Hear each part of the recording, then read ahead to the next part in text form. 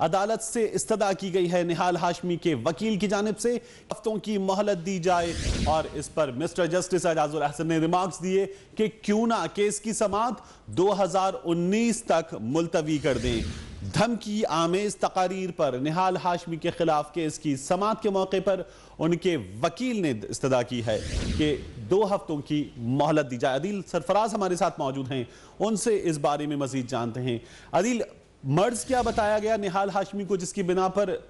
यह मोहलत तलब की गई है? जी, ये अदालत के अंदर, आज कमरा अदालत के अंदर उन्होंने दरख्वास्त जो अदालत के अंदर जमा नहीं कराई है, जबकि उन्होंने कमरा अदालत के बाहर वैसे सुप्रीम कोर्ट में आज एक दरख्वास्त जमा कराई थी, जिसमें उन्होंने अदालत से कहा था कि इस केस की समाअत को गैर मुअय्यना मुद्दत तक के लिए मुलतवी किया जाए, क्योंकि वो इलाज करवाना चाहते हैं। ताहम उन्होंने मर्ज नहीं बताया, जबकि जब अदालत में पेश हुए सेनेटर निहाल हाशमी और उनके हबीब हशमत हबीब, तो हशमत हबीब ने यह मौक़िफ़ इख्तियार किया कि वो अभी तहरीरी तौर पर मजीद जो है जवाब अपना जमा कराना चाहते हैं, जिस पर उन्हें मजीद मोहलत दी जाए। जिस पर अदालत का ये कहना था कि आप पहले ही तकरीबन 66 सफ़हात पर मुश्तमिल अपना तफसीली तहरीरी जवाब जमा करा चुके हैं, अब आपको मजीद वक्त देने की कोई ज़रूरत समझ में नहीं आती। आप हमें अपने दलाइल के जरिए आगाह कर सकते हैं, हमें कायल कर सकते हैं, ये आपका काम है कि आया जो तकरीर है वो गलत थी या ठीक थी, जो मतन पेश किया गया, जो अटॉर्नी जनरल ऑफिस की जानिब से ट्रांसक्रिप्ट फ्राहम किया गया, क्या वो गैर जरूरी, गैर मुकम्मल था।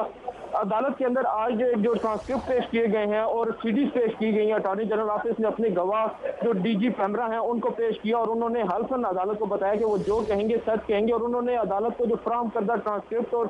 जो तकरीर की सीडीज थी वो भी अदालत में पेश की, जो अदालत ने कमरा अदालत के अंदर प्ले भी की हैं, चलाई भी हैं, जिनमें जो तौहीन आमेज और हिस्सा आमेज जो अल्फाज थे या जो हिस्सा था निहाल हाशमी की तकरीर का वो शामिल नहीं था, जिस पर अदालत ने बरहमी का इजहार करते हुए। अदील, आप ये बता रहे हैं कि तकरीर में हिसाब लेने वालों तुम पर जमीन तंग कर देंगे, वो जिसका तुम हिसाब ले रहे हो नवाज शरीफ का बेटा है, ये अल्फाज उस तकरीर में जब अदालत में प्ले की गई तो शामिल नहीं थे?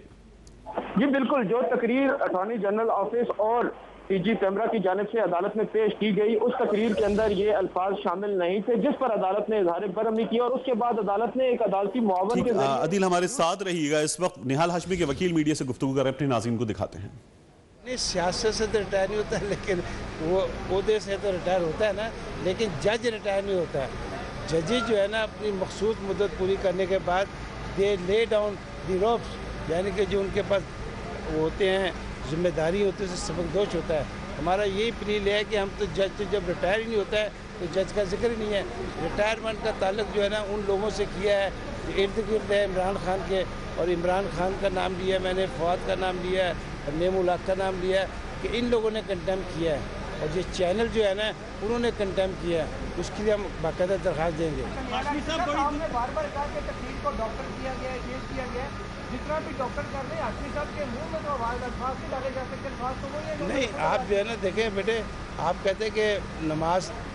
के बारे में मत पढ़ो, नमाज अगर नशे की हालत में हो तो पूरा पढ़ना पड़ता है ना। हमारा कलमा तैयबा भी ना ला इलाहा इल्लल्लाह के बाद फिर मोहम्मद रसूलुल्लाह आता है ना, नफ़ी से ला से शुरू होता है ना। तो अगर आप सियाक़ो सबाक़ से चीज़ को हट कर बयान करेंगे उसका मतलब किसी का कुछ निकल जाता है। अब आप पूरी तकरीर होकर पूरी तकरीर में यौम तकवीर जो था 28 मई का, उसके बारे में बयान था, ये इनके जो लीडर नवाज शरीफ साहब, उसके बारे में था कि उससे जो धमाका किया था उसके बारे में था, वो खूब ये बयान की गई थी।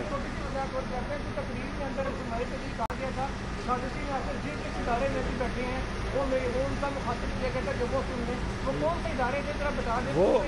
नहीं, ना इसमें फौज थी ना अदलिया थी, हमारा शराबानी था। इनका ये कहना था वो लोग जो सपोर्ट कर रहे हैं रोज जो नवाज शरीफ से जो है ना हिसाब मांगते हैं उसका जिक्र था। नहीं, वो लोग अदारे में बैठ सकते हैं ना, किसी भी इदारे, आप सहाफत में भी हो सकते हैं, आप लोग भी हो सकते हैं, बाकी आप खुद तलाश कर लें। मेरे तो आप मुखातिब थे यार, आप मुखातिब एडवोकेट गुफ्तगू कर रहे थे अदालत उज़्मा के बाहर, और वो ये बता रहे थे कि निहाल हाशमी की अपनी तकरीर में मुराद क्या थी, वो क्या कहना चाह रहे थे, और उनका ये कहना था कि वो जजेस से मुखातिब नहीं थे, वो JID के अरकान से मुखातिब नहीं थे, वो किसी इदारे के अफराद से मुखातिब नहीं थे।